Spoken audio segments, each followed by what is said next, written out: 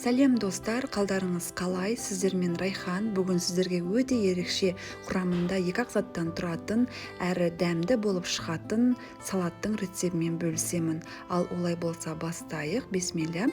Бізге алдымен 3 қияр қажет. Қиярымызды жуып, 3 бөлікке бөліп, осылай ұзынша, яғни солонка қылып турап аламыз. Қиярлардың барлығын турап болдым. Одан кейін сиыр еті қажет. Көлемі менде 300 грамм сиыр еті. Оны жақсылап пісіріп алып, оларды да осылай жіңішке, яғни ұзынша қылып тураймыз.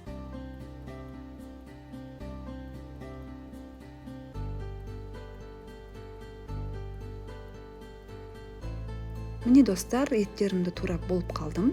Енді осы қияр мен етіме аздаған, яғни дәміне қарай тұзымды септім және майонез қостым. Сіздер егер диетада болсаңыздар, қаймақ қоссаңыздар да болады. Екеуін жақсылап араластырып алдым. Міне достар, көріп тұрғандарыңыздай біздің салатымыз өте тез жасалынады, әрі әдемі көрінісі де. Жанына әсемдікке осылай аскөкті қоссаңыздар болады.